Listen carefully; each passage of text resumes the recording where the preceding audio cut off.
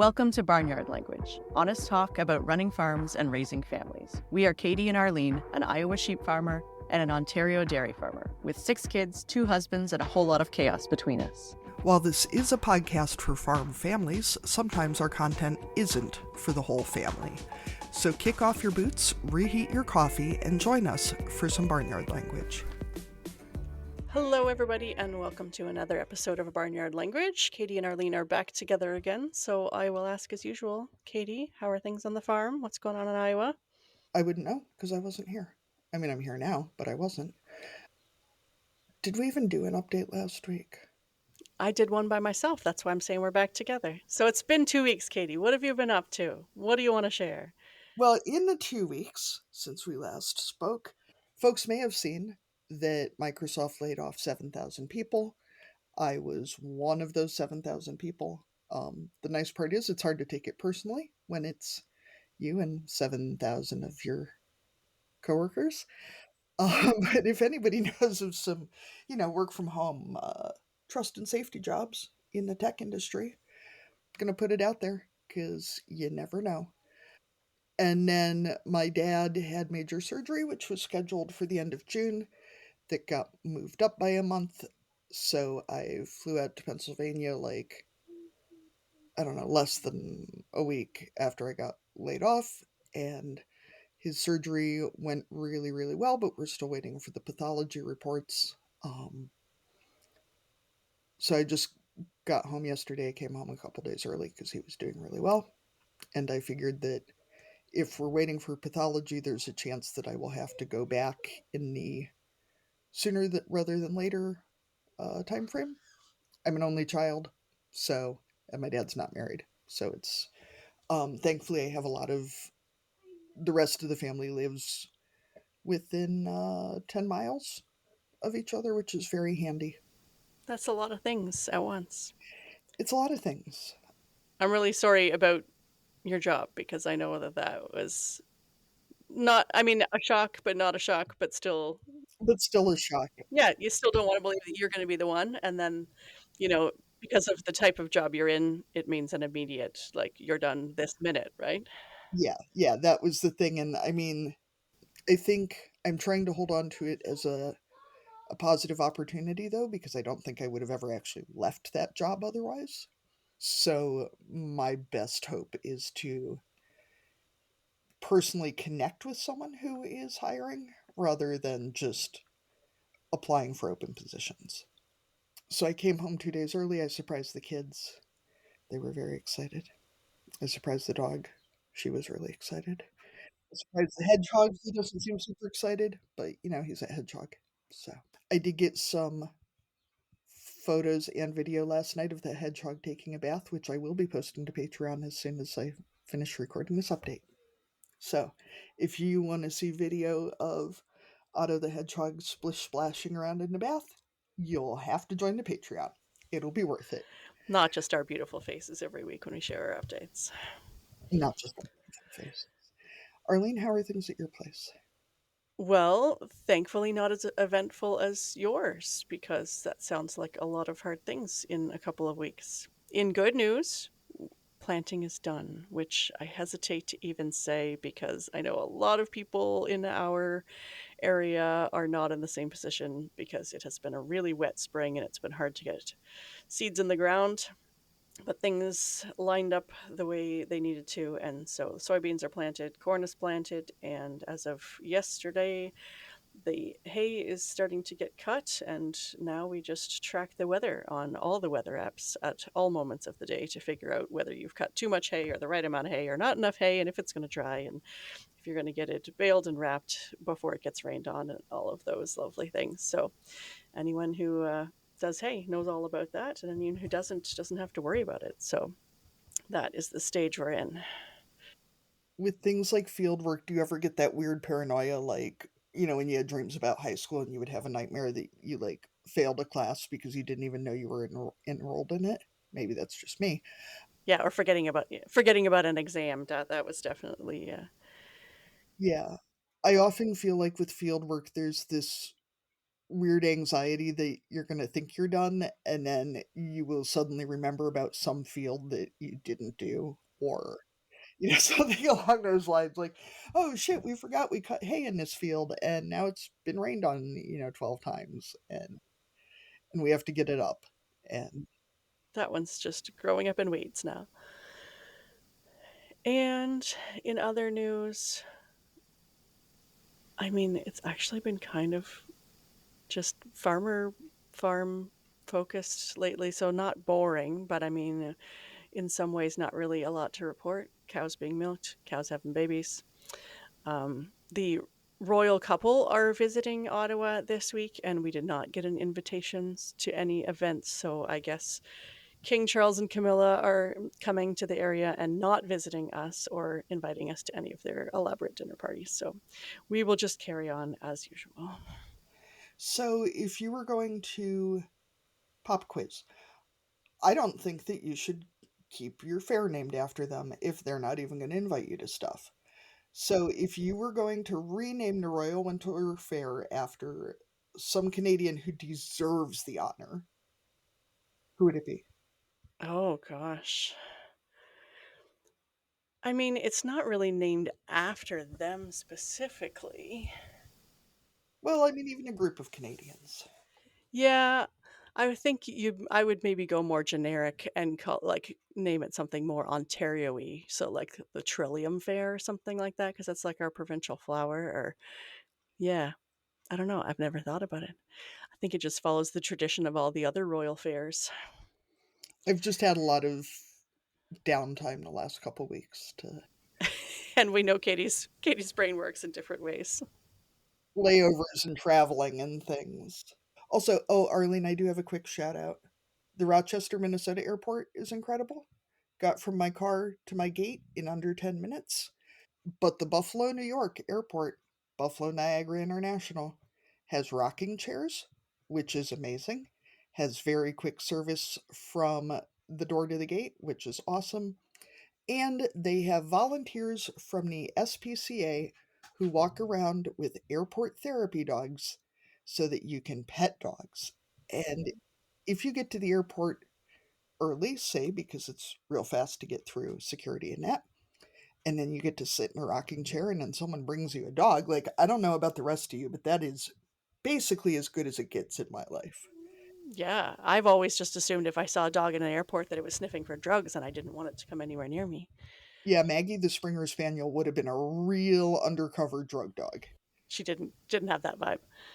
Thank goodness, because she sat on my feet, and I feel like if I was in an airport and one of those big old Malinois drug sniffers came and sat on my feet, I might be a little more concerned about the state of my life. Yeah, yeah. Did you pack your bag, ma'am? Yeah, I feel like that would not be good. Yeah. So we're going to introduce our guest for this week, and also want to make a mention that our guest and the podcast are doing a book giveaway. So listen to the episode and then come join us on social media and find out how you can win a copy of one of her books. And we're also going to try out something new over the next little while. Some of our episodes are long, and if you're a regular listener, you know that. So, something we're going to try over the next little while is if we have some really long episodes, we're going to break them up into 2 episodes, which means that there's a little bit less work for us and our editor in terms of booking interviews all the time and getting all the editing done. But if you are a subscriber on Patreon, then you can listen to the whole thing when episode 1 comes out.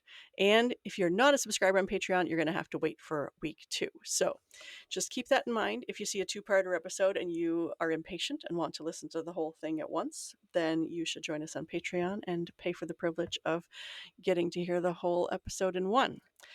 And I think that's all I wanted to say today. That's a really good deal, though, Arlene, if you get the whole show at once and little naked hedgehog photos. Exactly. Oh, and another thing about the giveaway is if you are already a Patreon member or become a Patreon member, you're also going to get entered automatically into the contest. You don't even have to do the like, click, share, comment, whatever it is we're going to require people to do to enter the contest. You just don't have to worry about it because you're already entered and your name is in the draw. All right. Sounds good. Thanks. Today we are excited to be talking to Lorna Sixsmith, who is joining us from Ireland. And Lorna, we start each of our interviews with the exact same question. So this is your intro to our listeners. So we're going to ask you, what are you growing? So that can be crops and livestock and kids and all kinds of other stuff. So Lorna, what are you growing? Well, I suppose I'll start with the kids, just two, and they're both nearly adults now. Will is 22 and Kate is 20, and they're both at uni. They're both actually abroad this year. Will is going to university in the Netherlands, and Kate is doing her Erasmus in Oslo, in Norway. So yeah, we're empty nesters this year. In terms of the farm, we have 160 dairy cows, and we keep about 20 calves a year to beef.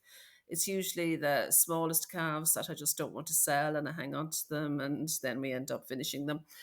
They'd be Aberdeen Angus, and that's it in terms of the animals. We've got three dogs, two border collies, and my daughter has a Jack Russell come Cocker Spaniel that we've been left with. Numerous feral cats. I mean, when the kids were small, we had loads of animals. I kind of did the get the pet sheep thing so we can have pet lambs, and we had the goats, and obviously they had goat kids, and we had chickens for meat, and what else did we have? Oh, we had hens for the eggs. Then we got lots of foxes around. And we kind of stopped. We better put a stop to that. But as the kids got older and I just got busier on the farm, the smaller animals just had to go. I just didn't have time. And since the kids have gone now, yeah, we're just the 160 cows and a few beef. But it seems to keep us very busy. It's just the two of us. We got a relief milker last year for 2 evenings a week, and so he was coming on a Tuesday and a Friday. That started in, when was that? March, April time. And then I happened to see a course that was being on, like an evening course, 2 evenings a week, part-time MA. And it's about 30 years since I last did a master's in history.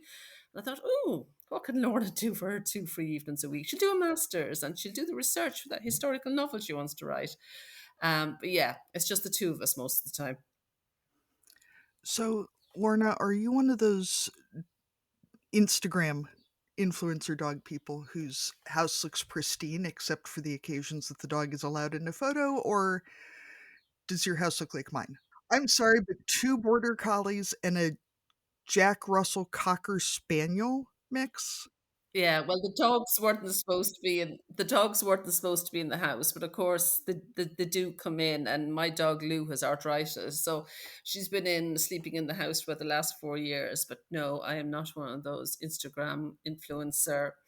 My farmhouse is a real farmhouse. But 3 years ago, I kind of decided I cannot go through another calving season without somebody into the house to clean my house. Because you're looking at the kitchen floor and you're like, all you can manage to do is chuck a dinner in the oven and empty the dishwasher. Like we're spring calving. So, end of January to end of April is pretty busy. And I just thought, I just can't do it again. So 3 years ago, I got a cleaning lady to come, and she comes once a month, and which is fine because I have to tidy up before she comes. So I couldn't handle once a fortnight. Do you know what I mean? Initially, she was coming once a fortnight, and after a while, I just thought, no, I can't do that. So she comes once a month, and she spring cleans the house, and then it's back to normal in about 2 days. But I know in a few weeks' time she's going to be back again, so it's perfect.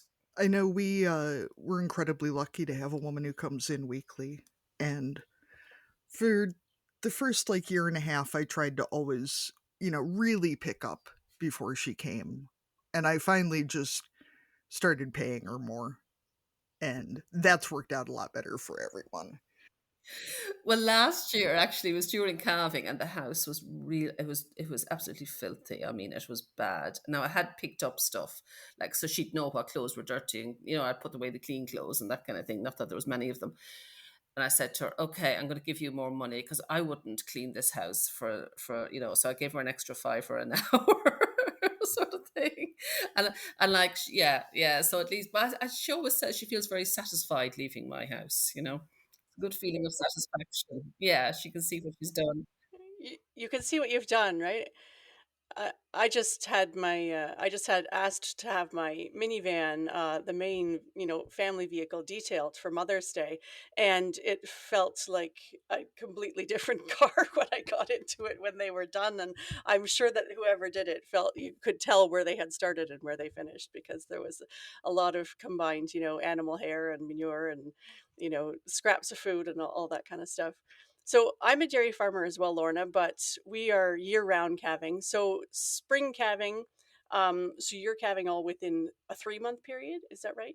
Well, we try and do as much as possible within 8 weeks. This year it was about 11 weeks in total. Right. And so then you would have kind of that break built in where you're not milking for a few months, which sounds like a dream. Well, it does. I mean, when the kids were younger and my dad was alive, we used to go away in January for a week. We did, when the kids were very small, we used to just go in Ireland because, just to hot temperatures, just with small kids, just wasn't. And then for quite a few years, well, for about 5 years, we went to the Canaries for a week. That was about a 4 hour flight from here. And then for our 25th wedding anniversary, we went to Cuba, and that was 2017. And then we didn't get away in 2018. Something happened to Brian's dog, um, and he was really badly hurt on his neck, and he wasn't going to let anyone else dress it, so we didn't actually go then. Luckily we hadn't booked it because he needed to be dressed, that needed to be dressed every day. And something else happened as well, and then my dad was poor, and then with COVID, of course, that happened. um, and because my dad died, and it's very difficult to leave a farm when you don't have somebody reliable to look at. Well, we did have a contract, so basically the contractor, when we went away, used to come in and feed all the animals, and then my dad would be herding, and yeah, so it's hard to get away, but it is downtime. It's definitely downtime in this. We tend to dry off around the middle of December. Like the last ones were dried off mid-December. So yeah, it's nice downtime, but that's when my time is for writing my books. So yeah, and my husband is trying to catch up on all those jobs that he's got to do. That's right, all that catch-up stuff. But you're not milking cows on Christmas morning, so that that's pretty nice too. No, we're not milking cows. We just have to fodder. And to be honest, that suits me because I get bored easily. So I find having every month of the year being totally different is good. I quite enjoy that aspect of it. It would drive me mad if I had baby calves every month. So I just love them for the 3 months and then they're done. Right. So when it comes to the cropping side of things, what does that look like for you guys? Cropping in terms of tillage, you mean, or Or well, yeah, I guess tillage or how your animals are fed. Are you do you can you provide enough yourselves, or do you buy in feed, or how do you manage that side? they're grass fed, being Ireland, but obviously they're not in. They're in during the winter, so we do our own silage, grass silage, and we do for the last 3 years we've done our own field of maize as well. We do about how many acres in that field? About 14 acres of maize, which is our own. Um, but would buy in like dairy nuts, what they're fed in the dairy when they're being milked, and we would also buy in when we're fattening, because any cull cows we would keep them. We would send them to the factory, so they're here from the cradle to the grave, as it were. So we buy in that meal as well. But yeah, in terms of it's grass silage and maize really is what we produce. Lorna, while we're on the topic of dairy products, is Kerrygold a big deal in Ireland, or is it just like normal butter and all your butter is that good and I'm just gonna cry myself to sleep? Because Yeah, it's well, Dairy Gold would be the main brand name, but there are others, like there's Connacht Gold, and there's others that are exactly the same. so it's just normal butter over there. So Dairy Gold would be slightly more expensive, maybe 50 cent or something like that. It's just because it's got the brand name, but the others are just the same. Yeah, all our butter is yellow butter. My daughter, who's in Oslo at the moment, went through an awful time trying to find good butter over there because it's very white. I caught my husband putting Kerrygold on my kids' toast one morning, and I just that is mommy's special butter. That is not for the rest of you. Now prices have gone up so hard on everything that it's less noticeable, but for quite a while, a half pound of Kerrygold was still almost double the price of a full pound of anything domestic. So, it's, precious, but it is. I use it for everything. Like I'd use it for baking and everything. So when I go shopping, I'd be buying 8, 10 pounds of it at a time. Yeah. Lorna, nothing personal, but I don't like you anymore. That's butter. You just got to come to Ireland for a holiday and stock up on Kerrygold in your suitcase. Would not be the first time I've gotten a look from security for flying with animal products. Just come home with 40 pounds of butter stashed away in my bag. All right, so can you tell our listeners a little about your books? Okay, well, my first book I wrote it in 2013. It's called Would You Marry a Farmer? And basically, I suppose it was inspired by that. See, I was brought up on a farm, okay, but I always thought I wouldn't farm. I always thought I'd go abroad and what have you. And I did. We lived in England for 10 years, but we actually came back to this farm in 2002 with a newborn baby, and then I had my second child 2 years later. So, and my husband had been brought up on a farm, but he was a scientist and I'd been a teacher. So when the kids were small and my dad was around, I wasn't doing so much on the farm. Yeah, I would do little bits, but nothing major. And then as the kids got older and my dad's health got worse, I just started doing more. But I had my own business going as well. Um, so we were I think you Americans and Canadians call it working cattle. We would call it sorting cattle, where you're dividing calves into two batches. So you got the males and the females on in one batch. And I was standing there as you do, and he was trying to send I think it must have been the bull calves towards me. And of course, some of the wrong one because it's come and you get hear it, stop the black one, and of course they're all black and white. You get all that, or you get stop the bull, and you're like, but I can't see between their legs because I can only see their heads. So you're shouting at each other. And it's running straight at me. Yeah, and you end up shouting at each other.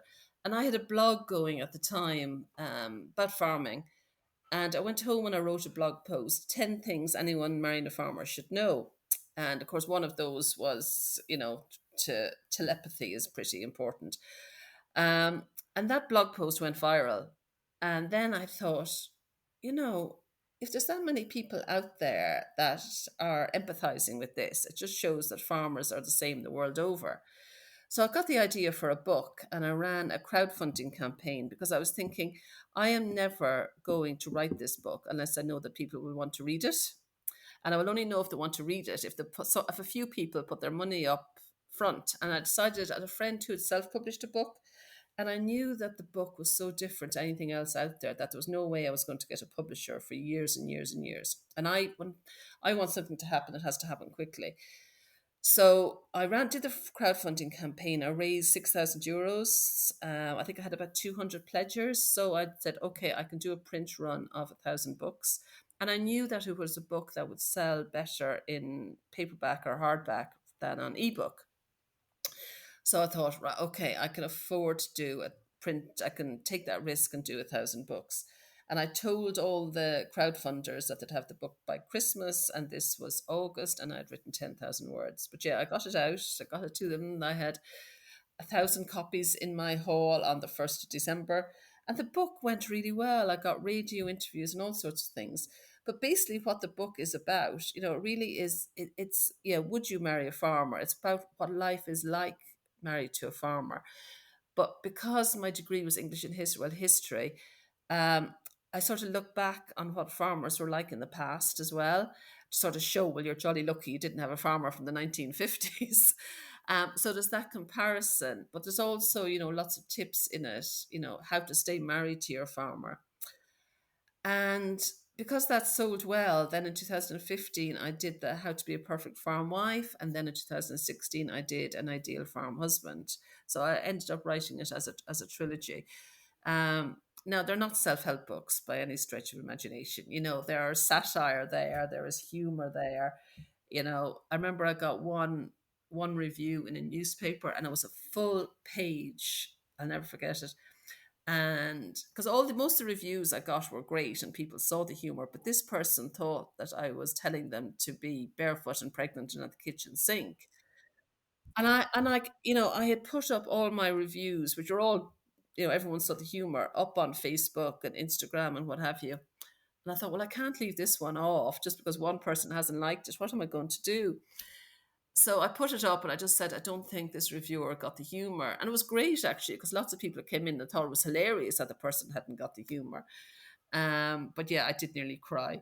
But yeah, most people get the humor. And what one person, just coming back to me now, actually, I used to sell the books every year at the annual ploughing championships, which is a big agricultural event here in Ireland that goes on for 3 days, and everyone in the country goes to it, and all the media talk about farming for the week. But a farmer came up to me, and he's, as what often happens now, his wife wasn't from a farm, and that's who I wrote it for. Really, is for the families where she's from a different type of farm, or she's from a town background. And he said, "Do you know, you have stopped divorce in my house, because my wife says to me, you're doing exactly what Lorna says all farmers do." And then he realizes, and he steps back just as he's mid shout, "Stop the black one," or what have you, and they have a laugh about it. So that just meant everything to me, because I thought, well, that's what I set out to achieve. So Yeah, maybe perspective for both of them, right? Where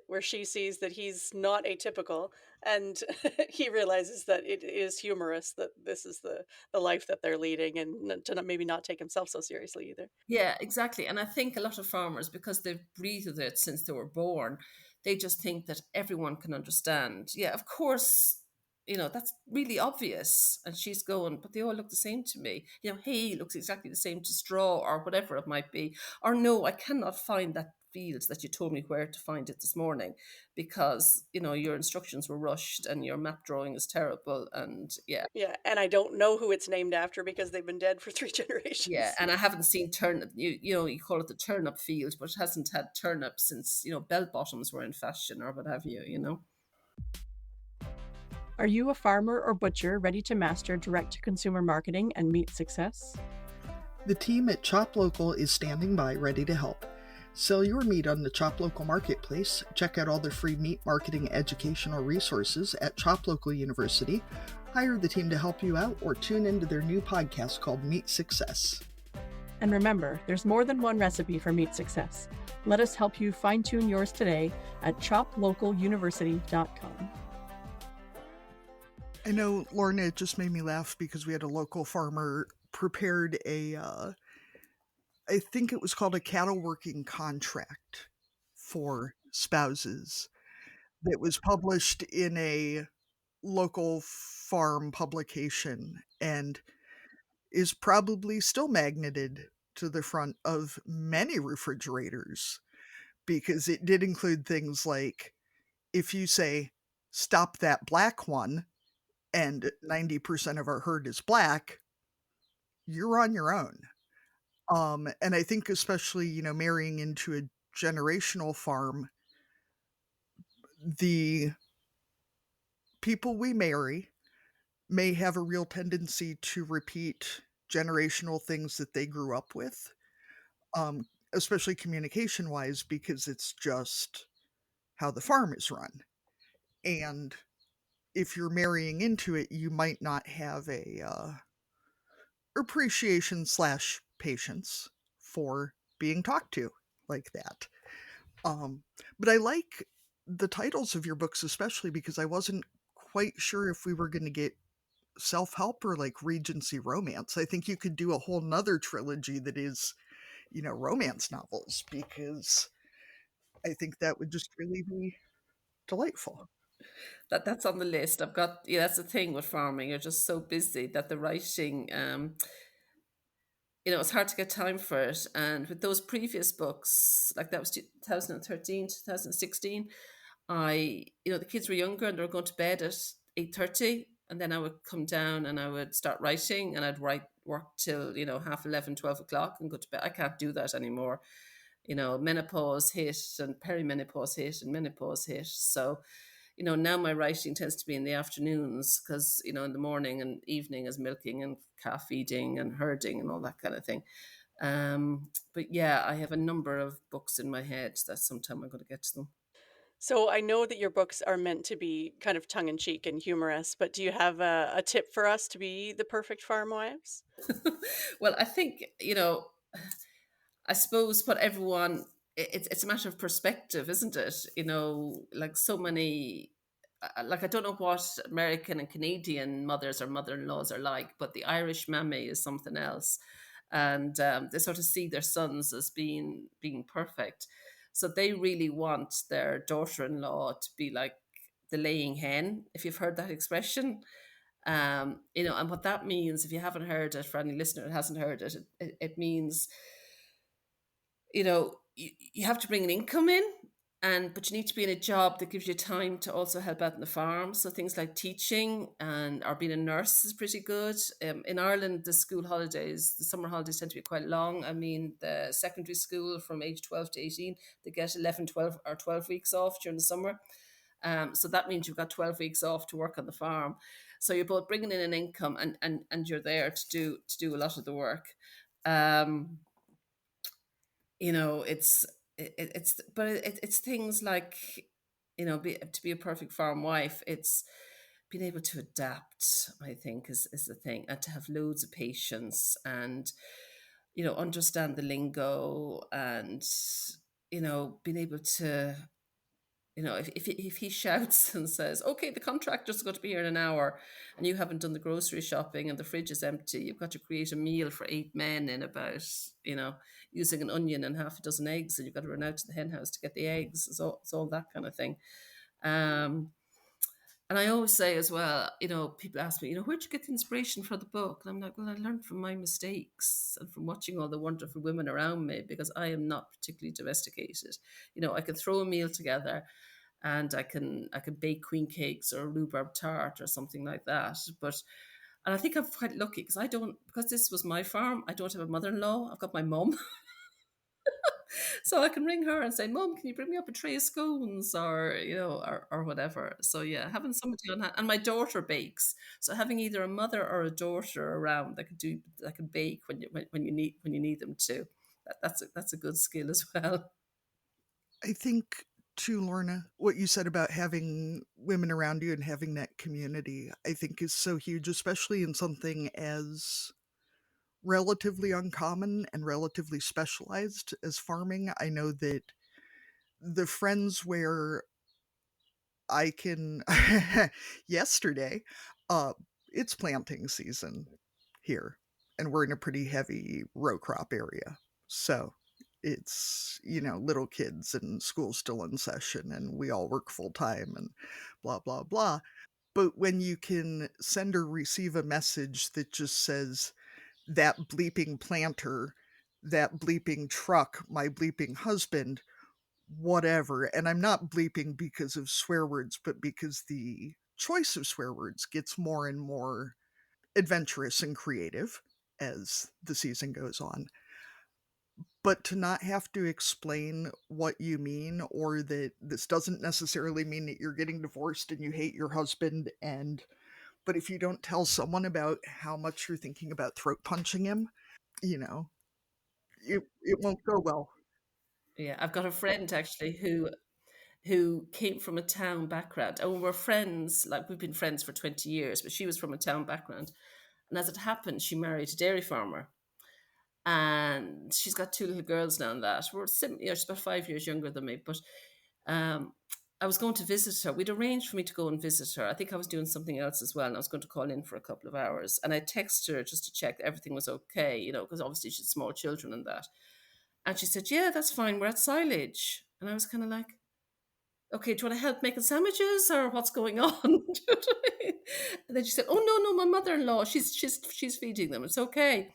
So I arrived, and everything was quite calm, because her mother-in-law was still taking that role of feeding the men.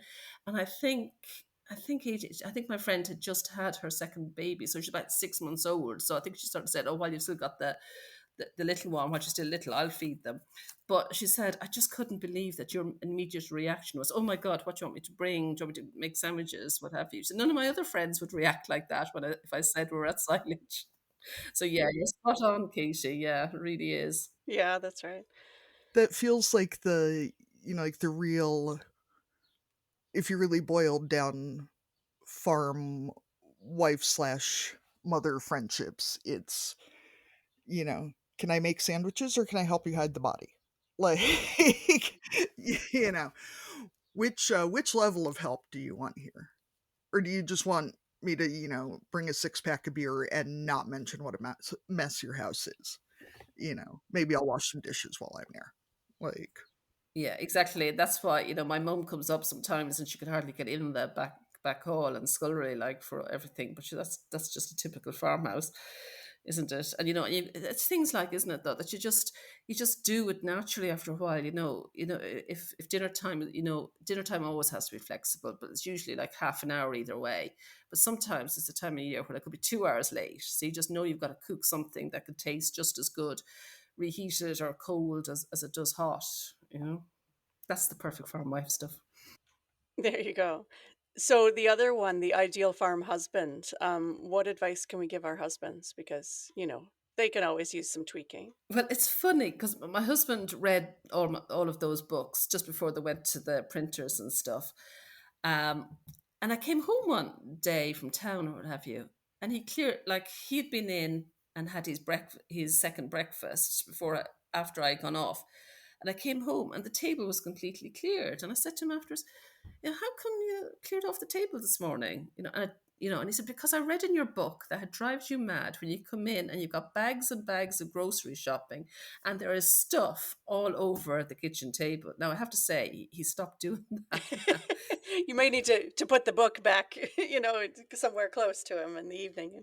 But it's little things like that used to drive me mad. You come in with two young children, you've got loads of bags of shopping, and the kitchen's like a bomb's hit it. Even if they haven't put it in the dishwasher, but leave them over on the sink or on the draining board. So that was one tip that he got.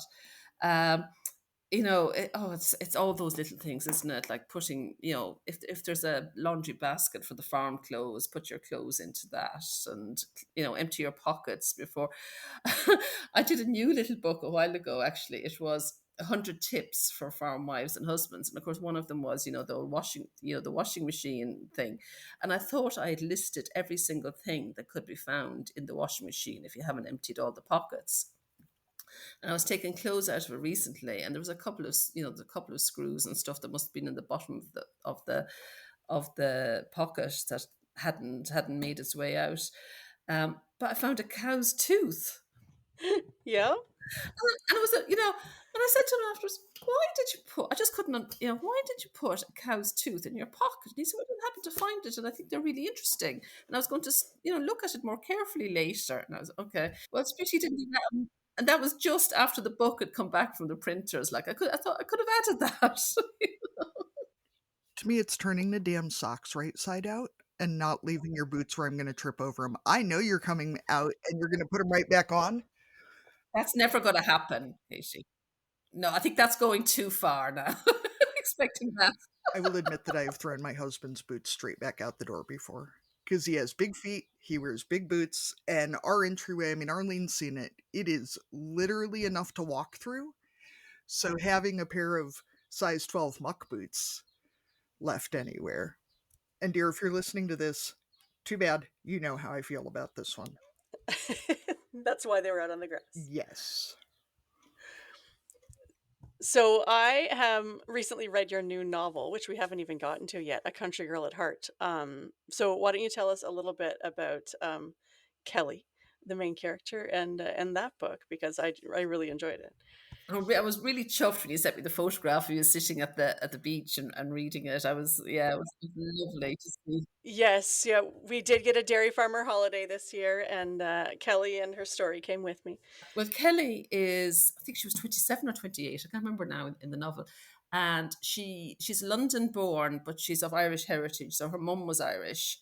But she moved over to London when she was 18 or as soon as she could and had all her children over there. But because she divorced, Kelly was the youngest in the family, and she had a brother who was 2 years older than her.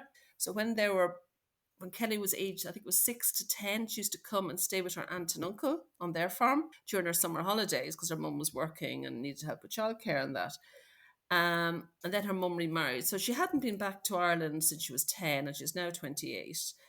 But she's split up with her boyfriend, long-term boyfriend in London, and she needs somewhere. She needs to move away because otherwise she knows she's going to get back with him because that's happened before and it hasn't ended well. But she doesn't want to head to Australia or anywhere that's too far flung. So she's a teacher and she mentions it to her aunt, and her aunt manages to, in Ireland, people know everyone. So she finds out there's a school and there's a maternity leave and blah, blah. So Kelly arrives in Ireland on New Year's Day, and she's staying with her friend in Dublin just for the New Year, and then she gets a panicked phone call, a day or two before she's planning to move down to the farm, to say, your uncle has to go into hospital. Can you come down today to look after the animals?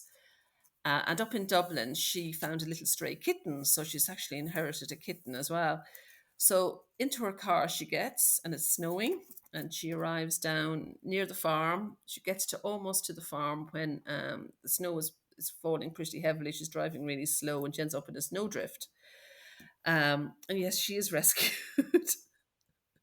But Kelly ends up having to do more on the farm than she expected. Now, her aunt and uncle have semi-retired in that they rent out most of their farm, but they do have, a couple of pet cows. They have some goats. They have some sheep. So Kelly has to, collect the eggs and milk the goat and lamb the sheep. And she ends up having to get stuck in. And of course, then she has to ask the neighbouring farmers for help. Um, so I don't know if you've read Bridget Jones over there. With Bridget Jones, because yeah. So people have described it as a Bridget Jones on the farm, in that there is, that there is a threesome, kind of, that there's two men that she kind of likes, and yeah, there's plenty of farming adventures. What have I left out, Arlene? Now, what have you mentioned? It's kind of that similar diary style, month by month on the farm. And like you said about, each season brings its own challenges and the changes and all of that kind of stuff. I really liked, I read a lot, and sometimes I pick up a book that's set in the country, and you think, like, has this person ever even seen a cow before? Because the way they describe things doesn't make any sense. And there's, lots of romantic walks on country lanes, but when Kelly sometimes goes for a walk and then she ends up with the neighbor's cows are out and she's standing in a, in a gap trying to keep them from, running further down the road, or those types of things. It was just so much more realistic. It was obviously, written by a farmer, and you didn't spend a lot of time explaining farming terms, which I appreciate too, because sometimes in another book, there'll be, all this description, which, I suppose someone who's not from a farm would need. But I think there's, some element of, not really needing that. Or if someone needs more information, they can, we can Google it now. You don't have to describe everything. But yeah, talking about being at a fancy banquet and people are still talking about, artificial insemination and cattle prices, it seemed very, very authentic to me, because that's what happens if you're at a wedding. You still end up, if you're at the farmer table, talking about those things. Yeah, I was conscious of that, trying to put in, and also conscious that people from abroad, let alone non-farmers, might be reading it. So, of course, the fact that Kelly needed some things explained to her, but yet she was kind of expected to cop onto it all quite quickly.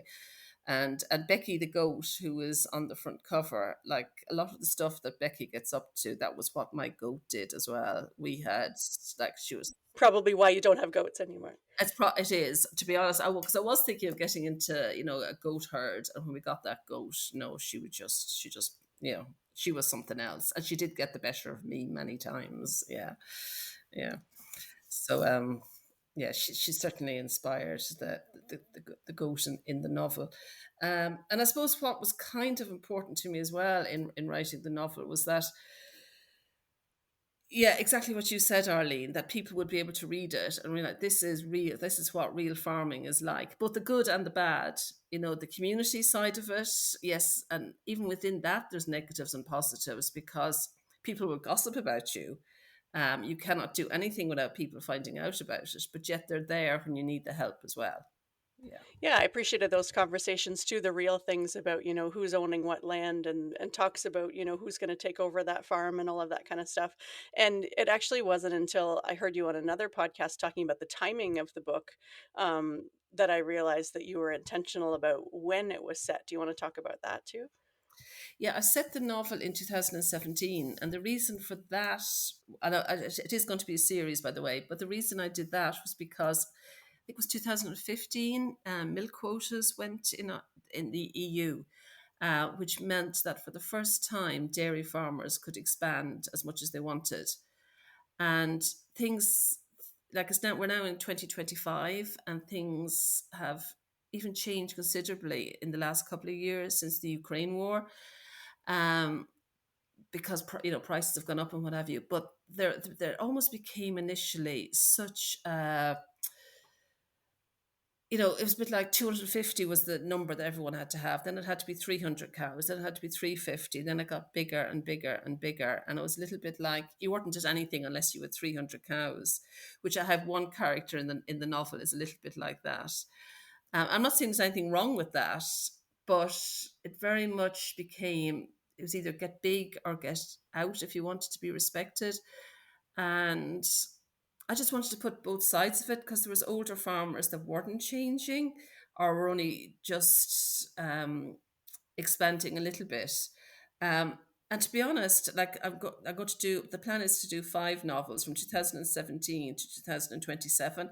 And I don't know what dairy farming is going to be like in Ireland in 2027. And that'll be when the last novel is set. Um, so in the background, I suppose it's reflecting what life is like in dairy farming in Ireland. Yeah, as we go through each novel. Now, the next one, the one I'm writing at the moment, that I'm editing at the moment, it's set in 2018.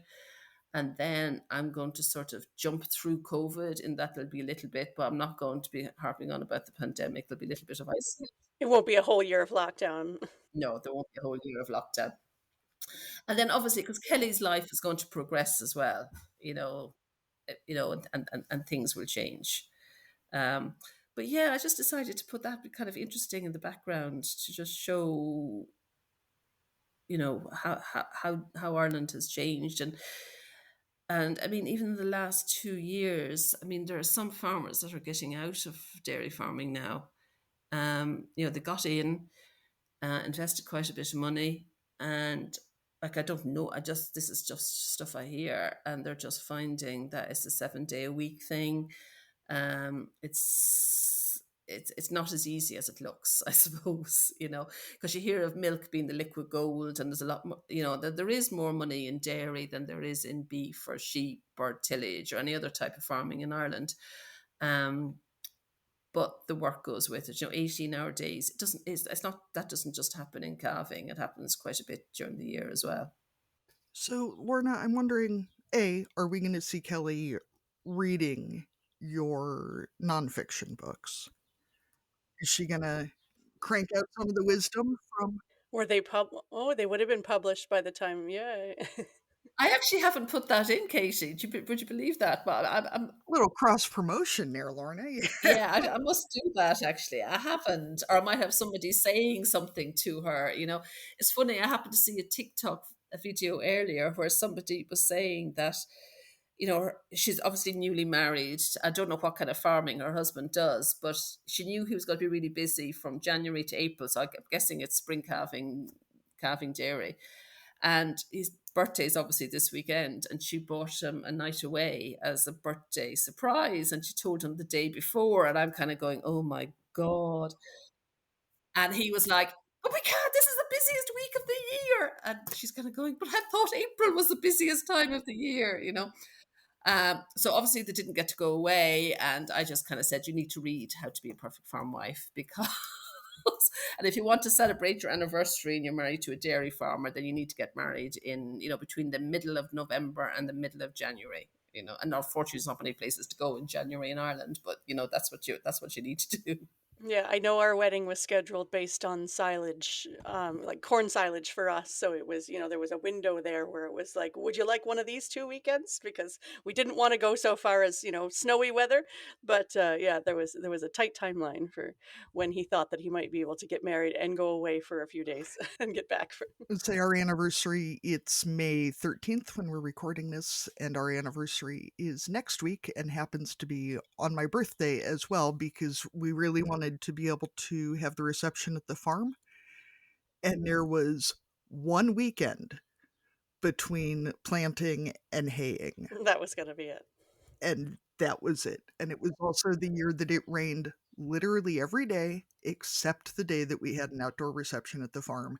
It started raining at midnight that night, and it rained again for every day of the rest of the month. Lorna, as someone who loves a good cozy novel, even if there's like I'm reading a series about Victorian lady scientists right now, which is nice because there's a little bit of intrigue and a, the smallest hint of violence, but nothing bad actually happens. Do you get pushback as an author that you're not? There seems to be this idea that only deeply literary novels are worth engaging with, and that only if horrible things happen to people, which tends to mean women. Um, I've really lost, especially since I had kids, lost any taste for books where horrible things happen to people.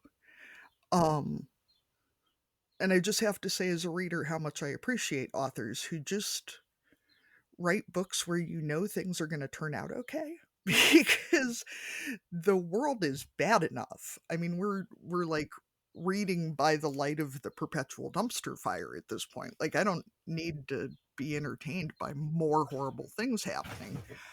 Um, do you get any pushback as an author for writing books that aren't just about people being horribly violently maimed?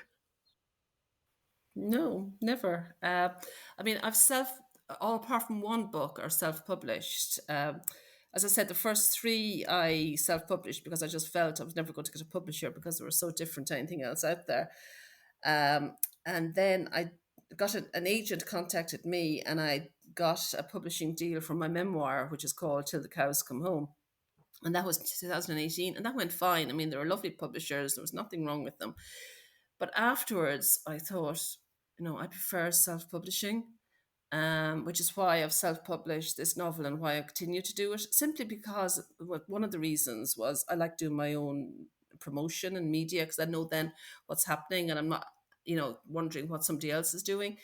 But also, it's just because of my timetable. I had a really busy couple of years because my daughter wasn't well, my dad wasn't well, I was busier on the farm. I think COVID kind of killed my creativity as well. So while I was working on the novel, it was slow progress.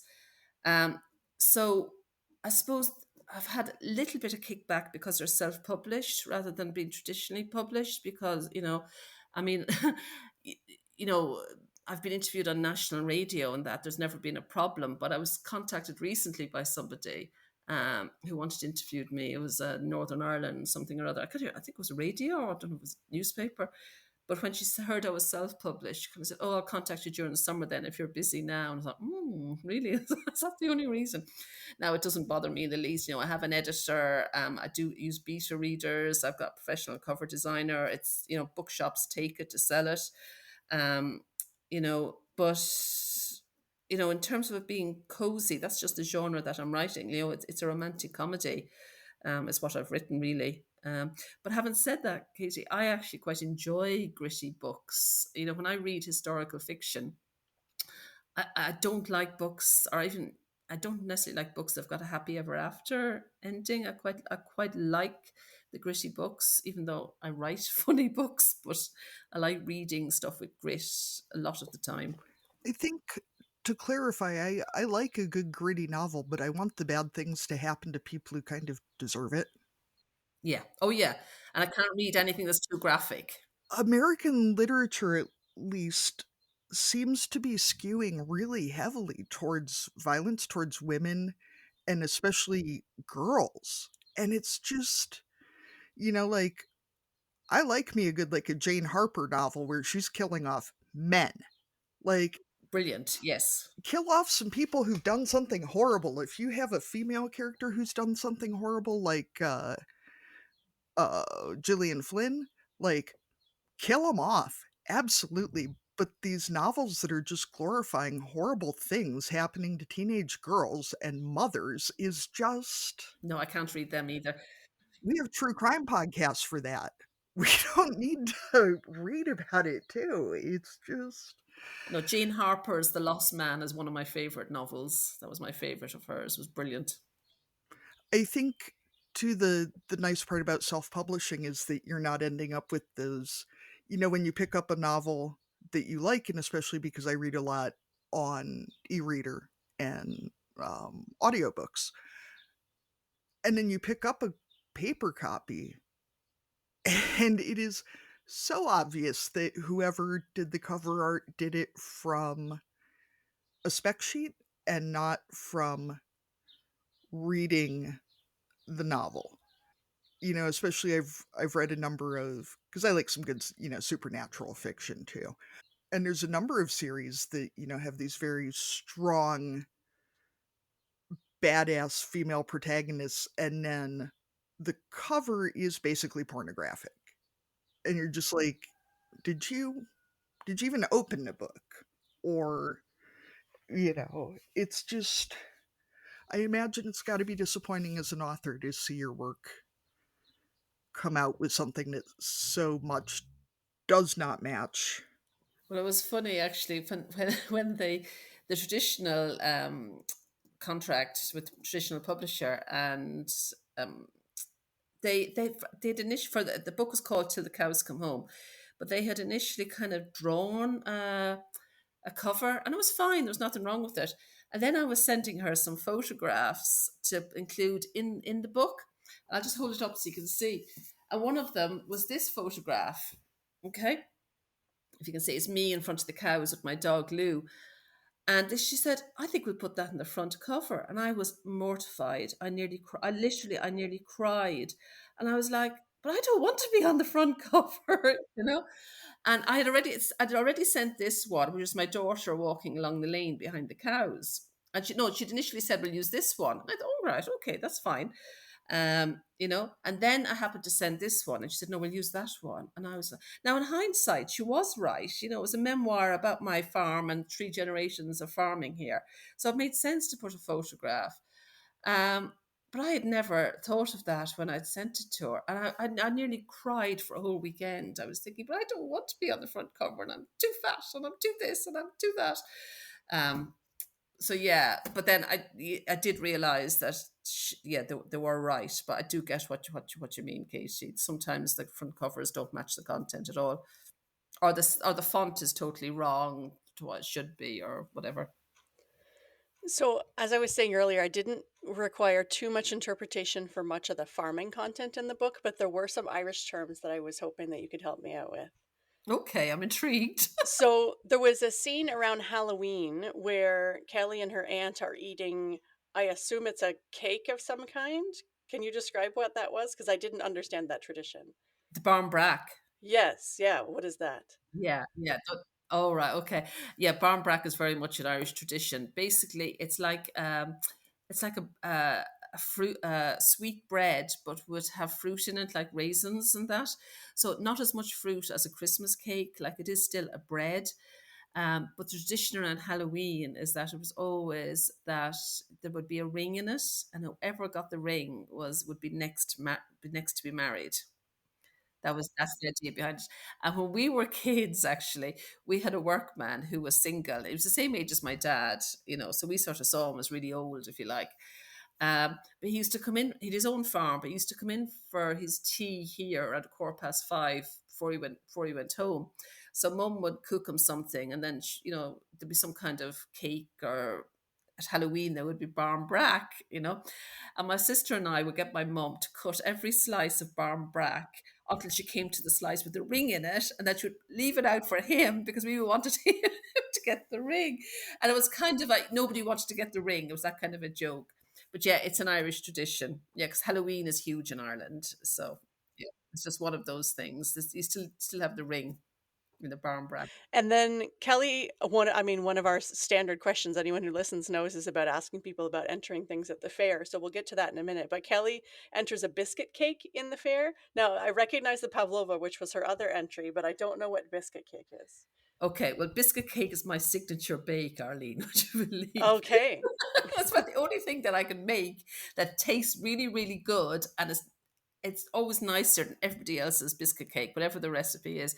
So basically, it's you melt margarine or butter and sugar until the the sugar is all dissolved, and then that's on the heat. And then you add in drinking chocolate. We have a Cadbury's drinking chocolate that's really nice. And then you add in beaten egg and you take it off the heat, obviously, so it doesn't scramble, but you whip it in really quickly, so you're not going to get, something from it. And then you just add in broken biscuits and loads of what we call rich tea biscuits or plain biscuit, and you mash it all up. And then you just put it in the tin and it sets in the fridge overnight. So there's no cooking with it. But it really tastes nice because it's biscuity and chocolatey. That does sound delicious. Yeah, and I just thought that's something. If I can make it, Kelly can make it. But we won't give away whether she wins anything or not. No, I mean, she tries. That's what it's all about, right? She tries. She tries. And then I had heard of, how do you say that, like was on a young farmers exchange, so I know what it is in the UK and Northern Ireland. But how do you pronounce the Young Farmers Association in Ireland? Muckler na firma, but yeah, it means it's Irish for young farmers. Right. So there was a competition, um, and there was something about hitting a crossbar. And so was it the name of the ball? Because it was hurling, which is I think kind of like lacrosse, right? Like it's like a bigger stick. Yeah, it's a little bit like hockey, but it's a shorter stick, but it's got a bigger head on it for hitting the ball, and the ball goes in the air rather than along the ground. So camogie is the female version of it. Hurling is the male version, but the ball is called a sliotar, sliotar. So Kelly wakes up the next. Sounded like something from Hogwarts to me. All right, yeah, okay. Never thought of that, but yeah, Kelly wakes up the next morning with a bit of a hangover, and there's a sort of a competition in the field opposite the hotel room, and you can hear this ball being hit against the goal. But yeah, so it's just about a bit of Irishness in there. And to be honest, I'm terrible at sports, so I know very little. Please don't ask me anything about the rules of hurling because I won't be able to tell you anything about it. That's all right. It's just another version of getting the ball in the net, I assume. Yeah, it is really, but it's quite a vicious game. Yeah. So, Lorna, I've been on a bit of a quest, and understanding that I am American and thusly a complete heathen, um, what do you put on scones? Oh, well, the English thing to do would be more jam and cream, and that would be kind of like a posh afternoon tea here. But generally, we would put butter, your Kerrygold, you see, and jam, either strawberry or raspberry jam. And then, do you make your scones plain or do you put ingredients in them beyond? Both. So it'd either be plain or it would be some raisins. Yeah. My mum would make my mum's signature bake is it's either her jam, a Victoria sponge, and it's scones, and they're so light, they're fabulous. So if she's going to a wake, or she's going to anything that's you have to bring, it's a bring and buy sale, or it's tea after church or whatever it is, she would bring buttered scones. Some of them would have jam, butter and jam, and some would just have butter. They'd be halved. You cut them in half and slice them in half and then butter them. I work remotely, so I have coworkers from all over the world, and I inadvertently started quite a discussion the other day about scones. I have Scottish coworkers, and I have quite a few American coworkers who are avid bakers, and um, a number of European coworkers. It was really quite a. People have a lot of feelings about scones. I was not fully prepared. And that's whether you put the jam on first or the cream on first, is all that as well. Yeah. All right. So, you are working on your master's in history and specializing in history of ag and rural life. Is that correct? Not really. It's the title of the course is an MA in regional history. But the reason I done it, like, yeah, I'm interested in women's history and obviously rural women and all of that. And back in 2000 and before COVID, anyway, sort of 2014 to 2019, I was kind of involved in women in farming groups and trying to get some set up, because Irish farming is incredibly misogynistic and patriarchal and all the rest. And I could talk about that again later if you want to do a comparison. But I had my master's is actually, the thesis is going to focus on a murder that happened just down the road from where I live in 1902. That one of our fields is called Taylor's, and the field opposite it, which is owned by another farmer, is still called Daly's. And in 1902, in our field, there was a Taylor family from which Joseph Taylor was age 26. And in the opposite field in Daly's was John and Mary Daly. And apparently their marriage wasn't happy. Now, the two children aged 8 and 10. And apparently Mary was having an affair with Joseph. She was about 36. And various events happened, and Joseph ended up killing John. And Mary was accused of aiding and abetting. And she was actually hanged in 1903. She was found guilty of aiding and abetting, which carried the life sentence. Now, most women who killed men, they received a recommendation for mercy, which the jury did recommend, but she appealed to the Lord Lieutenant, and she wasn't granted it. But my thesis is going to analyse really is how guilty she was, or what exactly she was guilty of. I think the fact that she was having an affair, and the man she was having an affair with was of a different religion as well, which wouldn't have helped. Her mother and her sister were both in lunatic asylums, which wouldn't necessarily have helped either. And her children changed their statements, their testimonies. So it's just, look at the trial records and the prison records, as well as the newspaper reports, and work out why they changed their testimony, as well as everything else. I mean, she was very much painted as a scarlet woman. So I want to sort of analyse all that, because for years she's either been forgotten about, or she's been described as a murderer who killed her husband in cold blood. It's not seen as that she aided and abetting, no, that she was part of the actual killing. So I just think it's really interesting, and I just want to investigate it. We were talking earlier about the book Burial Rites, Arlene, which, as you know, was set in Iceland, and it was about the last woman to be hanged there.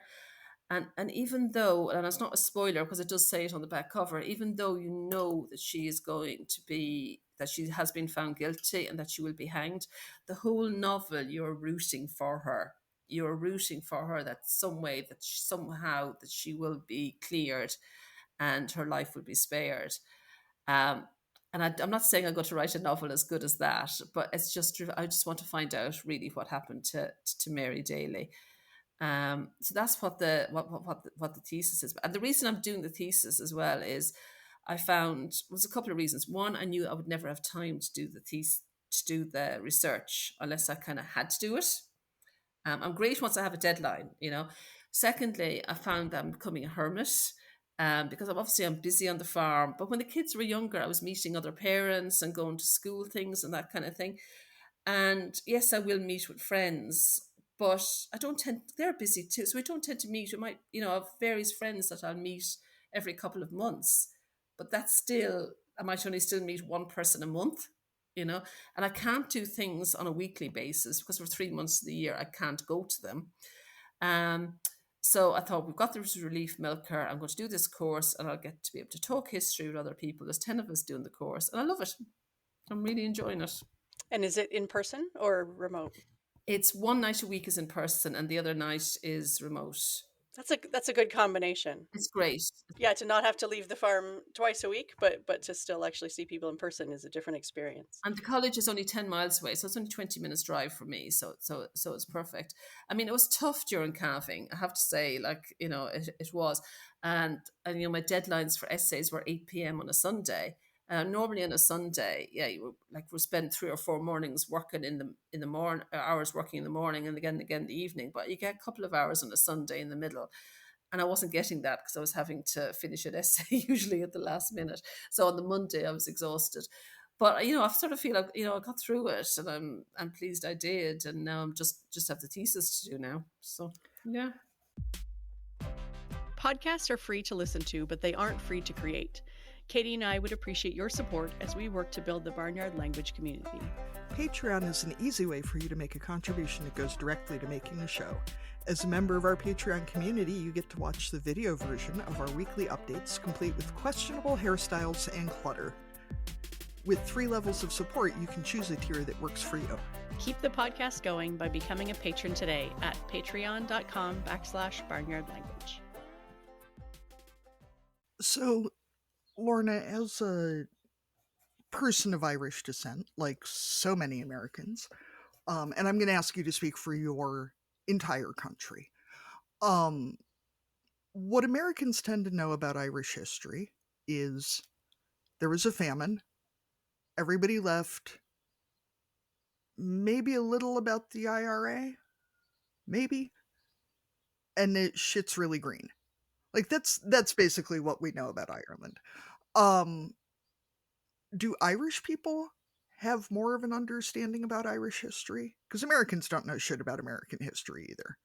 Our educational system has not been great at really diving into things, and it's a big country, and blah blah blah. But how do you find the historical knowledge to be in Ireland? We were talking about this in class one night, actually, about how when we were educated, our history was very much a case of, like 1916, the Easter Rising was very much emphasized. And it was kind of, I wouldn't say it was propaganda, but it probably wasn't far off, if you know what I mean. But yeah, we would all be, very aware of, from 1798, the revolution in 1798 here, obviously the famine. Then you've got the Easter Rising, the Civil War, War of Independence, and then, of course, we have all the Troubles and everything. So, I think all Irish people are very aware of their Irish history and the part that England played in it, because obviously we were a colony for so long. But I have to say, partly because Ireland's a small country as well, but the Irish people would be very aware of what's going on in other countries. Obviously, Gaza and Ukraine and everything are in the news at the moment. But would be very aware of what's happening in Australian politics, obviously in American politics, because that's world news at the moment. And, but even without that, we would be very interested in what's going on in America, partly because so many Irish people went there and you'd know people. But, when I'm looking at the news, I'm not just looking at Irish news or at Irish history. It's very much a worldview. When it comes to your research and studies, what are some of the things around kind of that agricultural and rural life piece that you really find interesting? Because I feel like, especially as there are less and less of us farming, our farming history is a little bit harder to keep track of, or there's not as many people talking about it. So I'm wondering if there are specific things that you've really found interesting that you've discovered along the way. I suppose that's one of the reasons I wanted to write the books too, is that I wanted to give people could read an entertaining novel and yet also be kind of educated about what farming life is like. But in terms of historical research, I read a fascinating book by a woman called Joanna Burke. It was Husbandry to Housewifery. And it was sort of set at the beginning of the 20th century. I think it went up about 1914, that sort of time. But what it particularly looked at was because women used to milk the cows and make the butter and sell their own butter, okay? And then they get the money for that.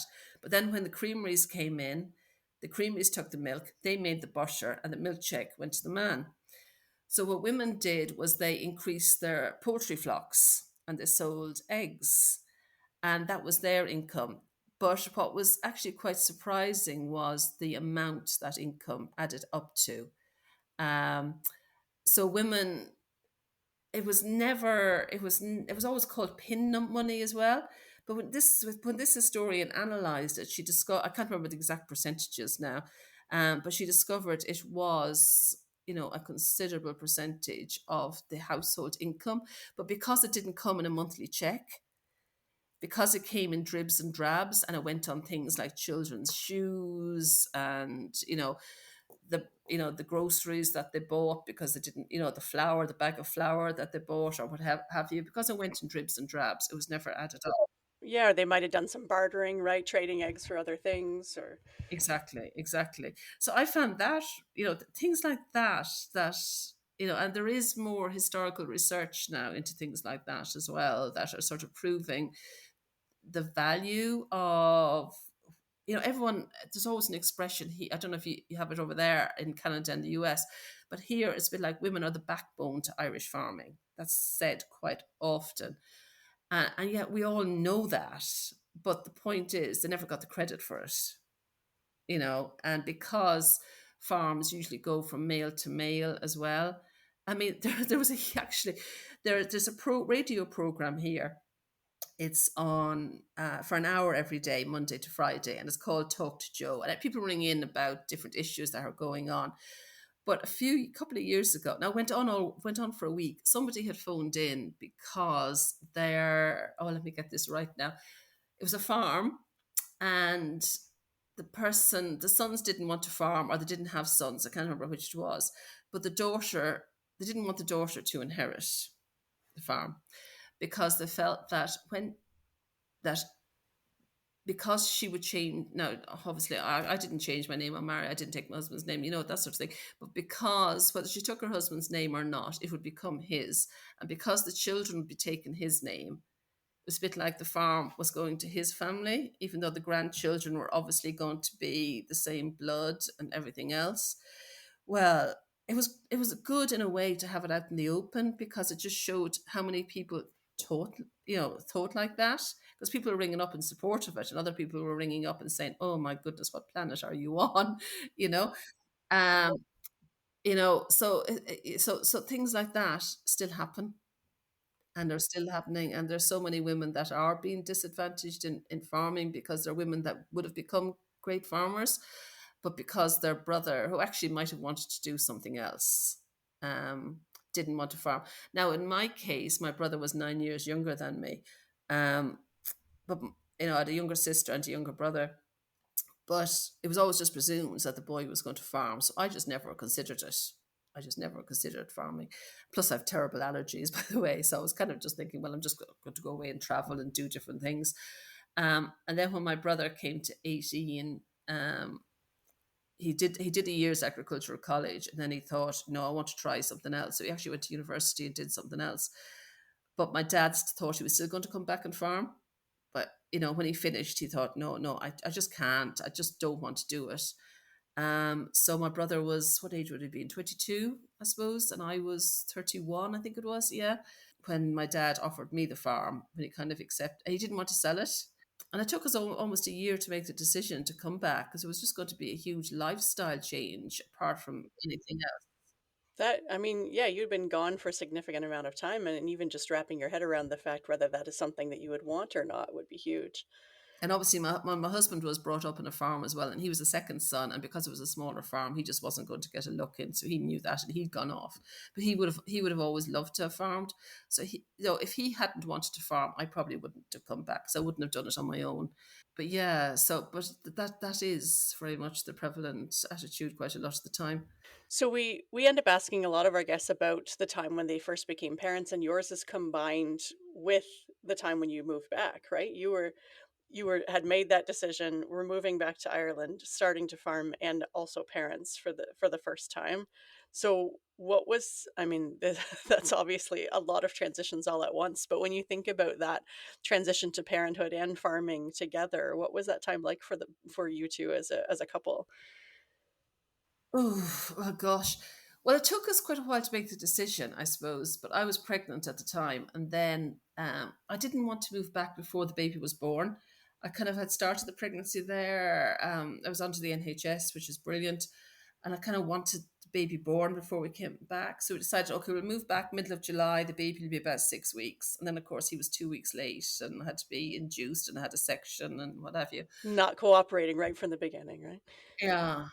My husband and I, we used to buy a house and do it up and live in it. Do you know what I mean? And then we got to the stage that we were actually buying a house and doing it up and selling it. Now, we did that about 3 times.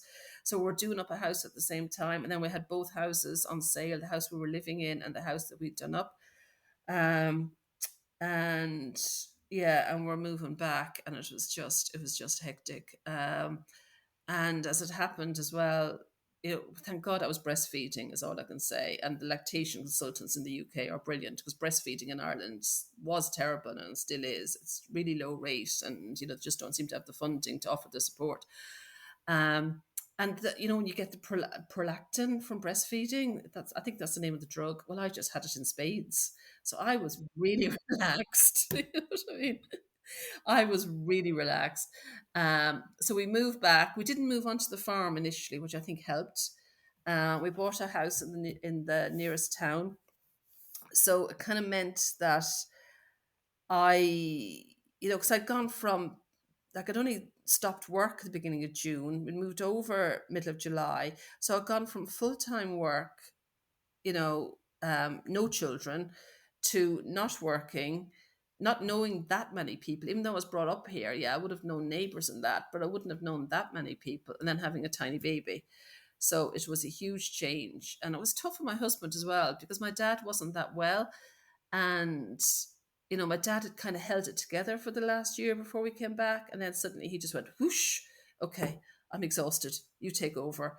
And like, while he was helping and advising, he was just, okay, I can't cope with any decision making anymore. You're going to have to make the decisions, that kind of way. So it was a bit of a baptism of fire. Yeah, it was definitely a baptism of fire. Just finding our feet and getting to know people and knowing as well. It's that thing as well, because everyone knew who we were, because we were the new people. And everyone's talking about you, but you don't know who any of them are. You're going down to the creamery or into the local shop, and people are looking at you to see what you're doing or what you're buying or what you're doing with the fields, what you're doing with the cows, and you don't know anyone. Right. And they probably have an opinion too that they might want to share with you. And that opinion is just going around everyone. Yes. Yeah. It's like you kind of incorporated that into the book too, because Kelly's in that similar situation, right? Where it's like everyone knows her aunt and uncle, and they know that the niece has come to stay. So everyone knows her and what her story is, but she's meeting everybody for the first time around. Yeah. Yeah, and everyone's kind of commenting on what she's doing or what she's wearing, or yeah, exactly. When she sneezed last, yeah, exactly. Yeah, that's right.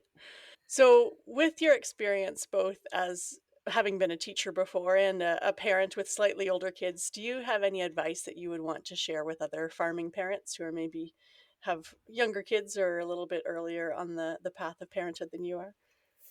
I suppose because farming is so busy, and it's 18 hours a day for a lot of for a lot of the year. But because they grow up so quickly, it's taken time off for the things that are important to the kids. So whether it's just a parent teacher meeting or a birthday party or going to see them run in the local sports or whatever, like, you won't get to everything. Um, and I think the mums usually get to most things, but sometimes the dads don't. And I just think it's really important. Now, Brian, he didn't get to everything, but he did get to whatever he could, if you know what I mean. And yeah, like, if you've got to take 2 or 3 hours out of the day, it means that you're coming. Oh, quite often you're coming home, and then rather than finishing at 9 p.m., you're finishing at midnight. But you just have to. And I think as well, neither of our kids. It's very unlikely that either of our kids are going to farm. Um, well, not that we encourage them, but we try to let them see the positives of farming, and let them have the fun things with the pet sheep and the pet lambs and that kind of thing. And so they'll have an appreciation of hard work as well as where their food comes from and all that. But our son definitely won't farm. But I think we knew that from when he was about 6. He's actually doing mechanical engineering. Our daughter has health issues, so she wouldn't have the physical ability to be able to dairy farm, but she does love the land. So a lot will depend. If she comes back to Ireland, I can see her doing something with the farm, but not something that's as labor intensive as dairy farming. But sometimes people will often ask as well, is your son going to farm? And they'll say, is Will going to farm? And Brian is like, I have a daughter too. Do you know what I mean? It really, really drives him mad. So, it's me. But I think, sorry, I'm a roundabout way here, but I think, if there's daughters, I think they need to know that they're just as entitled to farm as the boys, that they would be just as good at it. And but it's okay if they don't farm as well. Like sometimes people say, "Do you mind?" And I'm like, "Well, I love my kids more than I love the farm." So I'd hate to sell it. I'd hate to lease it out. We're 50, coming up to 56. Brian's 58 now, so some decisions are going to have to be made in the next few years. Um, but yeah, it's kind of getting them. It's that balance, isn't it, between getting them to help on the farm, um, letting them see that you work hard, letting them know that there's also some time for fun as well, which is, I think for every farming family, it's a struggle. But it's being aware of that, because I know there are like I see it all the time, that this farm women are saying, or farm wives, are saying, I'm a single mom for 10 months of the year. And it's okay being a single mom for 4 months of the year, but 10 months of the year is pushing it, isn't it? Yeah, it's that line of, supporting also our kids' interests too, right? When they may differ from ours, but we want them to thrive and to do the things that light them up inside, and not just the things that are interesting to us. But yeah, finding time for it all is a struggle. You you alluded to the fact about, misogyny in agriculture, and I think it's present, in the countries that we live in too. What are some of the other ways that you see it, kind of both in the day to day and maybe even on the policy side of how agriculture works? Well, in the policy side, there's one thing that a lot of women farmers have really annoys them. Um, we have here every bovine, every cow, every calf gets what's called a blue card, which is like a passport, and they have a tag number, and their dam is recorded on it, and the date of birth, and their TB status. There's loads of things recorded on it, but also what's recorded on it is the name of the owner. Okay, and even if a couple are in partnership, it's usually the male name that goes on it. So women are, because the problem is then everything, like that name is, if you're selling animals in the mart, that's the name that goes up. Now, because the farm was in my name when we came over, my name was on it. So I was one of 12% of female farmers in the country. Now, 6% of them were, or half of them, 6%, of the female farmers were widows, as it happens. But and then in 2016, we formed a company, and because my husband was doing most of the farming and I was doing others, like I was writing, that's just the way I am. I need to be doing lots of different things. So I said to him, "Look, you become the herd owner, is what it's called, which basically means that he's responsible if the department were to come out." But what I didn't realize was that his name would be on the blue cards. I thought we both our names, because we're both directors of the company, you know.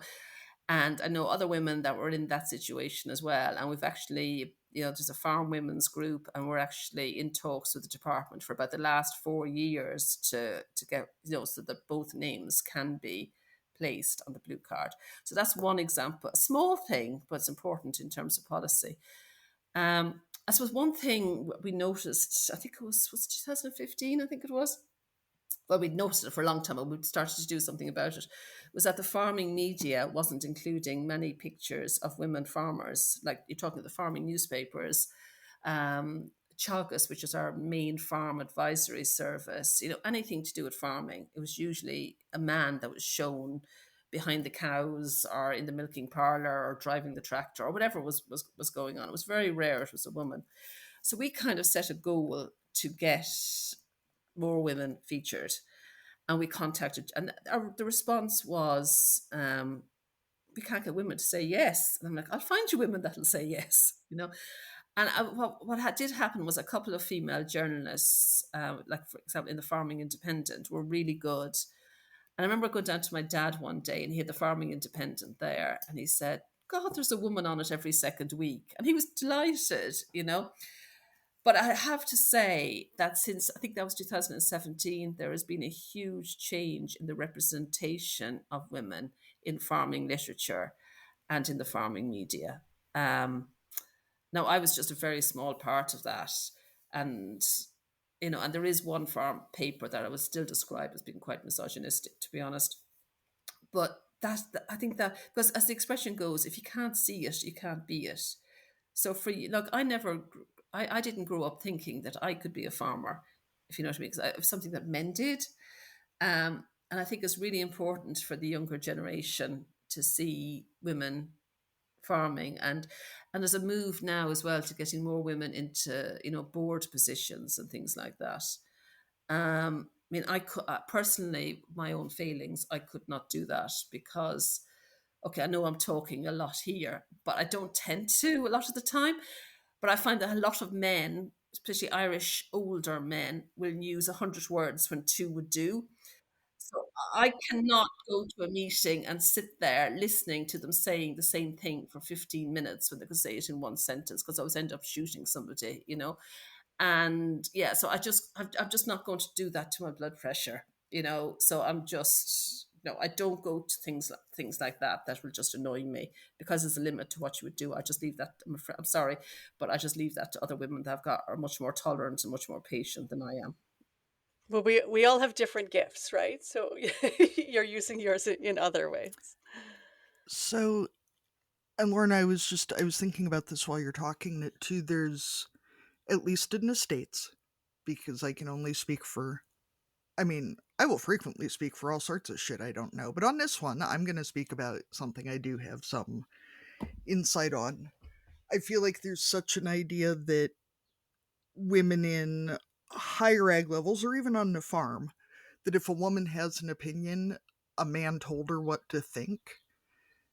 And, you know, she she got that somewhere. And I mean, even from when I first married my husband, I went in to buy mineral premix for chicken feed. You know, we were mixing our own. And I wasn't sure what I wanted. I stupidly assumed that the guy at the feed mill would help me, and instead he told me to go home and ask my husband. At which point I made it very clear that they were my birds, it was my decision, and that I would just find a feed mill that would help me, which I did. Um, but even up into the federal government, there's this sort of feeling that a woman might be there because the men are too busy actually farming, but whatever she's saying, she got from someone who told her what to think. Um, and that is incredibly damaging because I think women's concerns in ag might be different, especially when we're talking about, you know, raising kids and having those sorts of things, but that does not make us in any way, shape, or form less capable of doing things or having thoughts. Um, I mean, we've got a solid 4 years of having thoughts very publicly. um, you know, and I at least have not run out of thoughts yet. Um, but it is very frustrating to only see publicized men, or what we see here is young, cute women, or mothers with their children and their husbands and their father in laws and their dads and their grandpas. You know, if you open an ag magazine, or sometimes a woman doing like ag tourism. You know, if she's got 15 sheep and is hand spinning wool, that might be acceptable, but certainly nothing more independently powerful than that. Um, and that's really effing ridiculous. Now I'm really angry about it. So that's just going to be a moment for another day. I know, but one thing I have noticed actually is that, you know, in terms of columnists, so quite a lot of our papers, farming papers, you probably have the same. There'd be a farmer would, you know, write a column once a month, so every week there's two or three different ones, and they were always male. You know, where now there are some female farmers writing for them, and I do think that helps. But you know, it happened. Oh, I think it's about 4 years ago now. We were getting three phase electricity in, and the guy had come to site where to put the transformer and stuff. And I had come back from bringing meal to calves. So it would have been around this time of year, a little bit later. And I got off the loader and parked the loader, got off, and I saw that Brian was talking to the guy, and I knew the cows were still being milked. So I went in to finish off the last couple of rows. And then Brian, I was starting to wash out, and Brian called me because he wanted my opinion on something. So I went down to where the guy was, and I was wearing the milking gown, and I'd shit in my arms, and And the guy just stopped, and he looked at me, and he said, "Were you milking the cows?" And I was like, "Yeah." And then I went on with what we were talking about. And he was like, "No, were you actually milking them?" And I was like, Yeah, I just went in and stood there for a while and then came back out. "Yeah." And I was a bit like, "Well, you're the only woman I've met." Okay. And then I managed to persuade him that yes, I did milk the cows and what have you. And then I was walking back up, and he called me, and he said, "And do you drive that machinery?" Well, yeah, I parked it a couple of minutes ago. Now I mightn't be able to reverse it that well, but yeah, I do drive it. You know, and he was just. And then we had a break in, and we had to get the police out, the guards out, and so I was talking to the guy about what we need to do to improve security and all the rest. And he said to me, "Joe, I've never met a female farmer before. Are there many of you?" But it did make me think, do we need to be, this is probably about 5 years ago, and I just thought, do we need to be more visible, or what do we have to do to convince people that women are farmers as well? Because to me, I thought women were doing a great job. There's so many young female farmers using Instagram and TikTok and all the rest now as well. And I thought, what do we have to do to be more visible? Because as far as I could see, they were doing a good job. But then I thought, no, maybe we're not. We need to do more, you know. But yeah, that attitude should. But no, the policeman, the guard, he wasn't being sexist. He was just genuinely curious. He was just genuinely saying, you're the first one I've met. Are there many of you? I think the problem is that with social media, you see what you follow. And so if only women are following these influencers, then if your policeman isn't following the sorts of things that would put female farmer social media in front of him, he's not going to know about it. And so it doesn't matter how much social media we do if it only gets shown to people who already know that we exist. Mm. And I think as well, Katie, I do think that women, we can be our own worst enemy in that we don't shout from the rooftops what we do, um, or we don't even say it. Because like I was at a conference once, it was an agricultural kind of historical conference. It must have been in the autumn because I had time to go. And there was mostly historical people there, but there was a lunch in the middle of it. And we're queuing up, and I started chatting to this man who I could tell he was a farmer, but he was obviously interested in history, and that's why he was there. And this was 2017, I think, or 2016, and he said to me, "What do you do?" And I was like, "Well, I'm a farmer and I write a bit."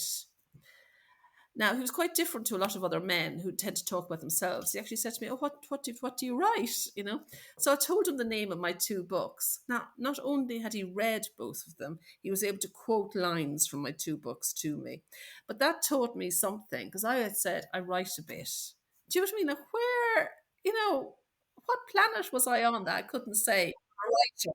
Yeah, not I have published books. Yeah, I am an author. Yeah. Yeah, and I do think, I don't think I'm the only woman that suffers from that, So I do think we need to shout from the rooftops what we do.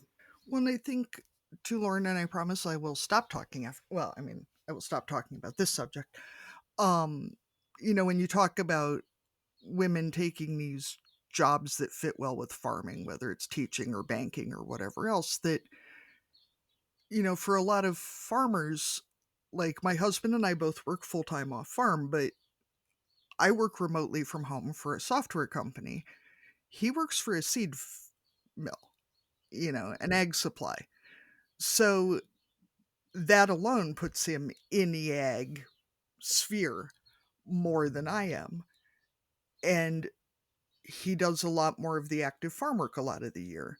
And when someone needs parts, he's the one that goes, or he's the one who buys the seed, or, so people see him farming. And when I'm farming, it's pulling lambs at 3 o'clock in the morning, which thankfully people don't see, because that would not be a good representation of what I do.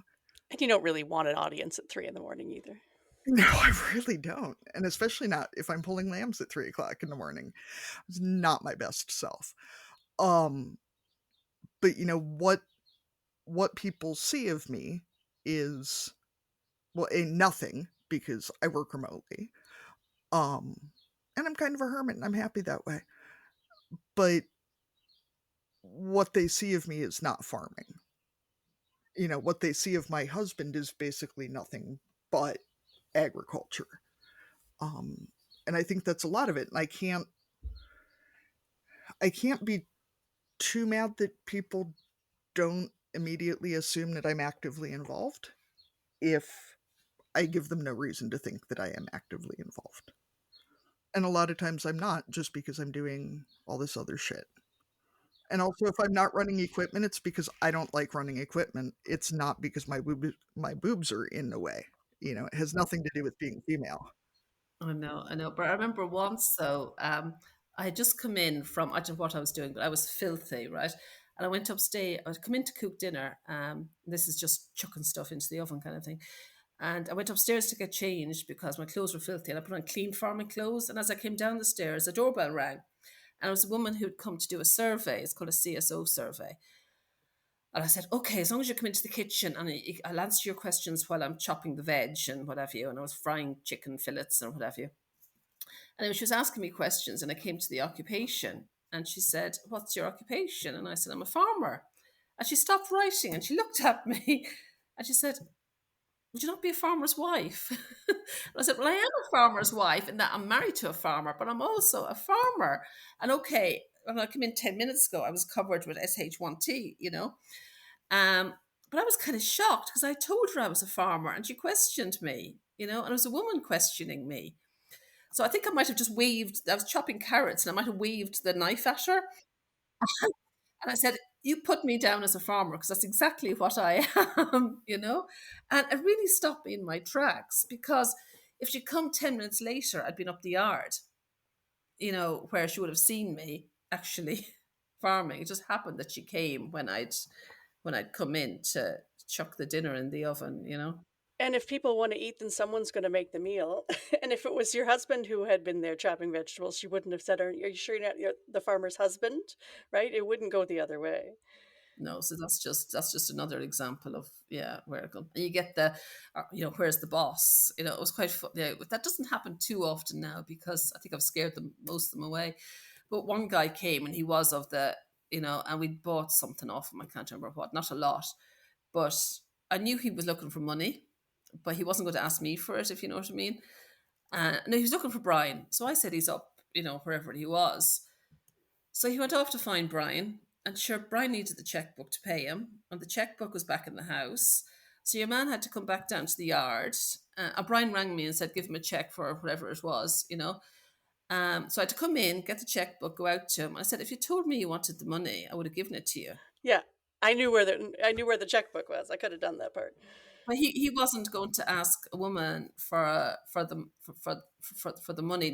Very few of them were like that, to be fair, and most of them are fine. But like we only have about 3 salespeople calling to us now from different companies, because I think I've just scared them all away by snarling. You're looking at them. Yeah. I think too, Lorna, a lot of even women we talk to on this show will say that they're not the farmer.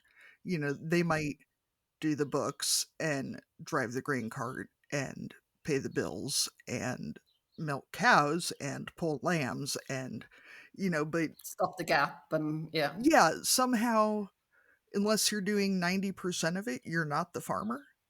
I know. Well, Kelly is going to have that crisis as well in a future book, when you know what I mean, when she's doing a lot of it, and because like she's a teacher like I was, but she will become more involved on the farm, and she will have that sort of crisis of confidence where she doesn't describe herself as a farmer, because I think so many women do that, and yet they are doing so much, but because they're doing so many little things that all add up to being one huge thing. And because they're also doing the meals, they're looking after the kids, they're doing half a dozen other things. And I mean, I'm going to hazard to go ahead and say that unless there's that farmer who's cooking and doing the laundry and all that, things are going to fall apart faster than they will without a parts run. Because if you're naked and hungry, not shit getting done. And if the banks come looking for their money. And I do think, though, that Kelly should probably listen to some good ag podcasts in your book. Lean into the community. And now we're going to have to keep doing this podcast for another decade or whatever. We're committed now. Yeah, but when it comes to something, definitely, definitely, she's going to get encouragement from podcasts as well as from other farmers. Definitely.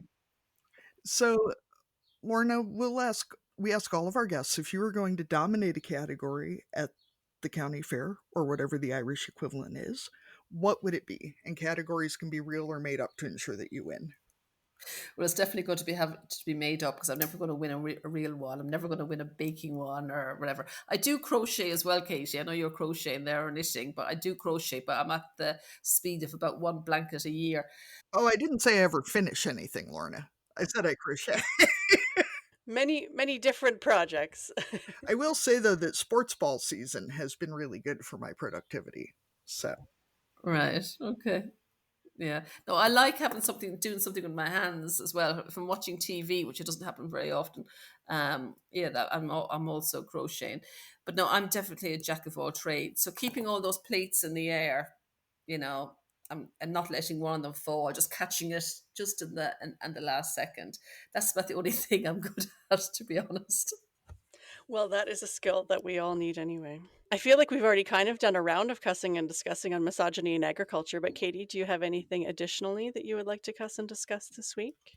I do, actually. And this is really good news that is basically made my life better. So, even non Americans have heard how shit the American political situation is. I don't know of much of anywhere that has a good political situation right now. Yours seems to be making the headlines, probably in mine and Lorna's country more often than usual, I would think. Yeah, we are deep in a dumpster fire. And this is not even a partisan thing. It's just not good. It is just not great. So our governor in Iowa announced a few weeks ago that she is not running for re-election, which is fine. But yesterday, our only state level elected Democrat, who's our state auditor, has incredibly good bipartisan support. Will go after anyone and everyone. I didn't even know the state auditor was a thing until I heard about this guy. Is running for governor and, of course, has good bipartisan support, comes from a farm family. And it's so nice to feel good about a politician. It's so nice to feel like Iowa, when I was a kid, was one of the top ranked states for education in the country. We were one of the first to legalize gay marriage based on a constitutional thing and not because people were super supportive. But nonetheless, we were one of the first to legalize it. We have been known as being a relatively progressive place for being rural. Um, that's really gone downhill in the last 25, 30 years. We are now one of the worst for education in the country. We have made a lot of choices that are good for a few people and not good for everyone else. Um, and feeling like there is even a glimmer of hope that might change, I had no idea how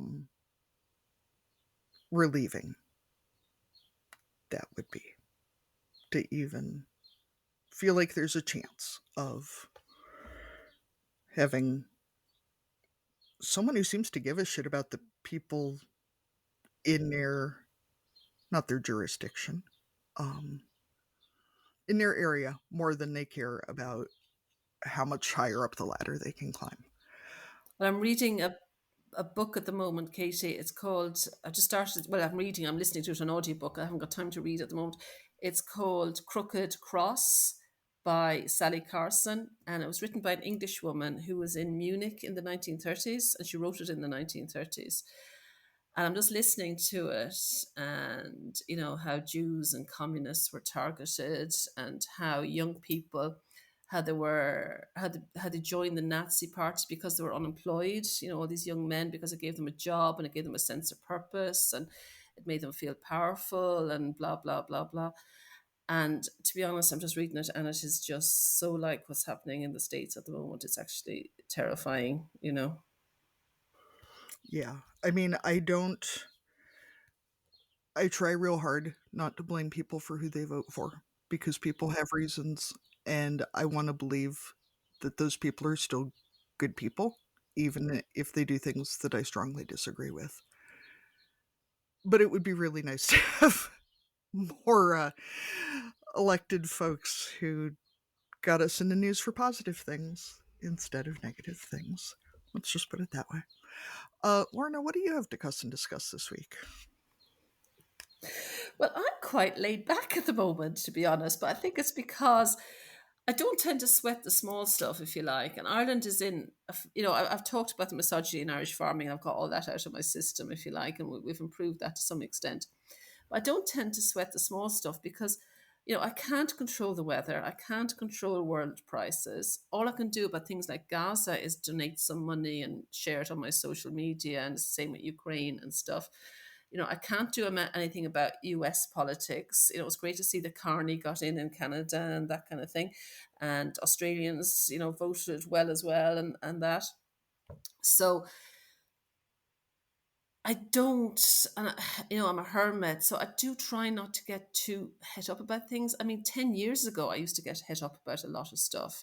Um, particularly misogyny in farming. It used to really, really annoy me, but partly because things have improved, and also partly because I think at the time as well, I was sort of, I do not want my, I'll put up with it for myself. I'm not going to put up with it for my daughter. But because I've seen things have improved for young women, I've kind of relaxed about it a bit. If I was going to cuss and discuss about something at the moment, it's infuriation at myself, if you like. I think I was listening to one of your last interviews with, I forget the name of your last interviewee, and she was saying, that she's supposed to be trying to do strengthening exercises and stuff like that. And, as you get through menopause and you're getting older, we have to be more aware of all that kind of thing. And like every night I think, oh, flip, I haven't done my exercises. I haven't done any yoga stretches. I haven't done anything. Because I see strengthening exercises as things like, okay, I'm carrying buckets of milk to the cows, or I'm carrying buckets of meal to the cows, or I'm going for, I'm not going to go for a walk for the sake of it. I go for a walk to get the cows. But of course, I'm not power walking. I'm just having an amble behind the cows because that's the speed they walk at. So it's I suppose what infuriates me to myself is that I find that the hours go by and I don't achieve what I want to do in that amount of time. And it constantly annoys me and infuriates me. And like, I'm 55 years of age and I still can't plan out what I'm going to get done in the day. And I probably never will. But I try not to sweat the small stuff about things that I can't control. I can't control myself doing strengthening exercises or yoga either, it seems. But hey, I do think, though, we need to remember that all those activities do add up, compared to if you were stuck at a desk for the entire day. Those things count, right? I don't have a step counter because that's not something that I want to track in my life. I don't feel like it would be valuable for my brain and the way that I think. But I figure, if I've gotten up and at least I milk cows, so I know that I did at least however many steps and squats that took to happen. So I mean, we're further ahead than if we were. I mean, but on a day if you got a day to just sit and write, you should take that too, right? well, I do, to be honest. I do have a step counter on my phone because I was just curious to see how many steps I did. Um, And like it can vary. If I'm sitting at the desk for a good bit of the day, it can be as low as 6,000. But if I'm out on the farm, it can be up to 25. The average is about 15 because I had no idea. So I just thought, put it on it and to see. Um, but yeah, how much of those is power walking now is another thing. But yeah, I'm definitely not sedentary. Yeah. And I do eat plenty of chocolate just to make up for the bit of exercise that I do, just in case. Yeah. Yeah, I support the dairy farmers. Arlene, what do you have to cuss and discuss? So mine is not very deep, but it's May when we're recording this, and planting hasn't quite started where we are. We've got a call into our custom workers to come and plant the soybeans and corn, but they have not arrived yet. So that means there's extra days for rock picking, and we have in the last several years done some, cleaned up some fence rows, made a few fields a little bit bigger. We did some tiling work, and so you think that you did a good job the year before, but we've been out for several days now, and there are still a lot of rocks. And my mid 40s body is definitely feeling it. I'm very sore. So I'm I'm going to go on the side of being grateful that this is a short season. And, if they show up tomorrow and they have to plant, then, they might hit a few rocks, but maybe we can't pick them all up this year. They'll save for next year. So rock picking, that's my cussing, and I probably should have done some stretches before I went to bed because I'm going to have to go out I'm going to have lunch and then go pick some more rocks this afternoon. So that is the plan for today. I got a break because I got to talk to you too. Arlene, I do feel like rocks are uniquely certain that they will keep and that they are not going anywhere if you don't get to them this year. That's nice, right? Some of them might crack if the equipment hits them, or the equipment will crack. It's one or the other, right? As I'm picking them up, I'm seeing the ones that have the scrapes across the top, like that someone's already taken a bit of a gouge out of them. So I feel like each one is a little bit of help to whichever implement is going to go over that field the next time. So, Lorna, we want to thank you so much for joining us today. If people want to get in touch online, buy one of your books, learn more about your various endeavors, where should they find you? Well, thank you for having me. I really enjoyed it. I'm mostly on TikTok, Instagram, and Facebook. So it's Lorna Sixsmith. Instagram is Lorna Sixsmith because I did set up an account, Lorna Sixsmith, and then I lost the email address and what have you. So it's Lorna Sixsmith. So TikTok, Facebook, and Instagram is mostly where I am, and all my books are, for the US and for Canada, it's Amazon really, because obviously I have them on my website, but shipping is just going to be ridiculous to you guys. Yeah, Yes, that's right. Yeah, use whichever Amazon works best for you, right? Yeah, exactly. Thank you so much. It was great to meet you. Thank you too. Thank you so much for coming on, Lorna. Thank you for joining us on Barnyard Language. If you enjoy the show, please support us on Patreon with a donation. Big thanks go out to our show editor, Krista Paffrath at the Rural Podcast Network. Please rate and review the podcast wherever you listen and follow the show so you never miss an episode. If you want to connect with other farming families, join the private Barnyard Language Facebook group. We are always in search of future guests for the podcast. If you or someone you know would like to chat with us, get in touch.